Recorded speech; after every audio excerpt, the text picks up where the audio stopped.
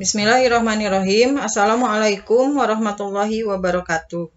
Perkenalkan, nama Ibu Mia Rahmiati. Ibu mengajar PAI dari kelas 9A sampai 9I. Ibu ucapkan selamat kepada kalian semua yang sudah bisa naik ke kelas 9. Meskipun kita masih belajar daring, Ibu harapkan kalian tetap semangat. Untuk kesempatan hari ini, Ibu akan sedikit membahas tentang bab 1, yaitu tentang meraih kesuksesan dengan optimis, ikhtiar, dan tawakal. Sebelum Ibu menjelaskan materi bab 1 ini, kalian harus mengetahui dulu kompetensi dasar. Adapun kompetensi dasar pada bab 1 ini, yaitu kalian harus bisa memahami Quran Surat Az-Zumar Surat ke-39 ayat 53, Quran Surat An-Najm Surat ke-53 ayat 39-42, dan Quran Surat Ali Imran Surat ke-3 ayat 159 tentang optimis, ikhtiar, dan tawakal. Nah, anak-anakku sekalian, perhatikan gambar berikut ini dengan baik. Gambar-gambar yang Ibu munculkan ini adalah salah satu jenis perilaku yang tadi Ibu sebutkan di atas. Ada perilaku optimis, ada perilaku ikhtiar, dan ada perilaku tawakal. Dari melihat tayangan ini, kamu bisa nanti mengartikan apa sih ikhtiar, apa sih tawakal, apa sih optimis. Pada materi Al-Quran dan hadis tentang optimis, ikhtiar, dan tawakal, Ibu buatkan peta konsep. Jadi nanti untuk Quran Surat Az-Zumar Surat ke-39 ayat 53 tentang optimis, yang akan dibahas yaitu pertama adalah membaca Al-Quran, Quran Surat Az-Zumar ayat 53, yang kedua akan memahami apa isi dari Surat Az-Zumar, yang ketiga adalah mengamalkan isi dari Quran Surat Az-Zumar. Begitupun dengan Surat An-Najm dan Surat Ali Imran. Sekarang kita akan mencoba membaca Quran Surat Az-Zumar ayat 53. Kalian dengarkan baik-baik. A'udzu billahi minasy syaithanir rajim. Bismillahirrahmanirrahim. Qul ya ibadiyalladzina asrafu ala anfusihim la taqnatu min rahmatillah. Innallaha yaghfiruz dzunuba jami'a. Innahu huwal ghafurur rahim.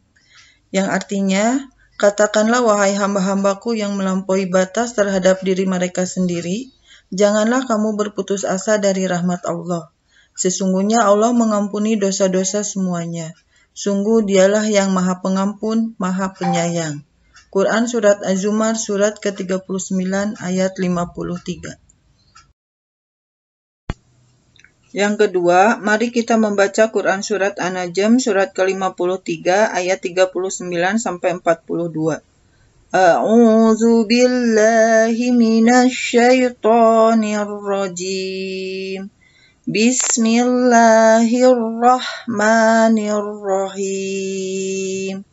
Wa 'alaisa lil insani illa ma syaa. Wa anna sya'yahu syawfa yura. Thumma yuzzahul jazaa'al awfa. Wa anna ila rabbikal muntaha. Yang artinya, dan bahwa manusia hanya memperoleh apa yang telah usahakannya, dan sesungguhnya usahanya itu kelak akan diperlihatkan kepadanya. Kemudian akan diberikan balasan yang paling sempurna, dan sesungguhnya kepada Tuhanmu lah kesudahannya atau segala sesuatu. Quran Surat An-Najm Surat ke-53 ayat 39-42. Dan surat yang ketiga adalah Quran Surat Ali Imran Surat ketiga ayat 159. A'udzu billahi minasy syaithanir rajim. Bismillahirrahmanirrahim. Wa bima rahmatin minallahi linta lahum.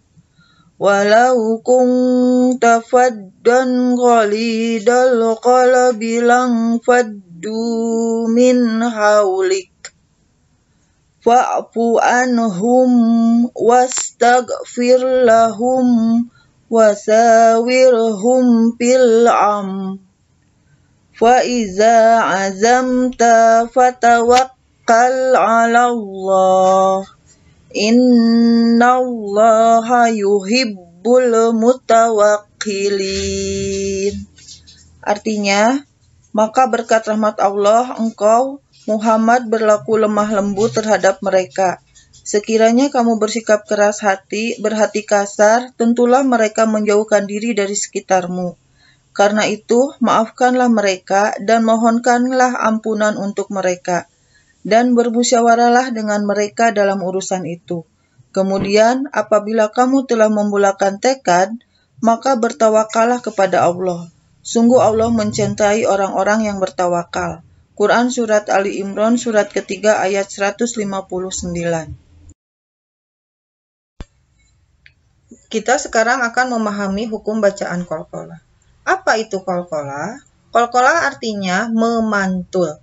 Qalqalah dibagi menjadi dua bagian. Yang pertama adalah qalqalah sugro, yang kedua adalah qalqalah kubro.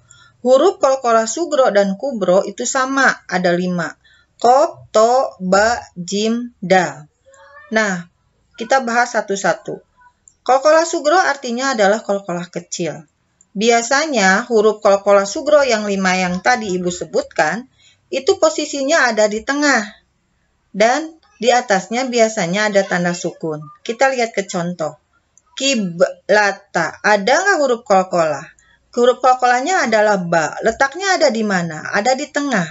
Dan di atasnya ada tanda sukun. Berarti ini termasuk qalqalah sugro. Satro. Satro juga ini termasuk adalah qalqalah sugro. Kenapa? Karena ada huruf to. To itu termasuk huruf qalqalah. Di atas huruf to itu ada tanda sukun. Berarti ini termasuk qalqalah sugro. Bagaimana cara membacanya? Langsung dipantulkan. Kiblata syatro. Nah, itu cara membaca qalqalah sugro. Sekarang kita beralih ke qalqalah kubro. Qalqalah kubro adalah qalqalah besar. Biasanya posisi huruf qalqalahnya itu ada di akhir kata. Dan hurufnya biasanya huruf hidup. Nah, kita lihat ke contoh. Kasaba. Ada nggak huruf qalqalah? Ada, yaitu huruf ba. Letaknya di mana? Ada di akhir. Berarti ini termasuk qalqalah kubro. Kasaba. Bagaimana cara membacanya? Kasab. Berhenti sebentar, tapi langsung dipantulkan. Kasab. Nah, yang kedua adalah termasuk juga ke dalam contoh bacaan qalqalah kubro. Ba'id. Bagaimana cara membacanya? Nah, ini berhenti dulu, langsung dipantulkan. Ba'id. Nah, itu cara membaca qalqalah kubro. Itulah yang bisa Ibu bahas tentang masalah qalqalah sugro dan kubro.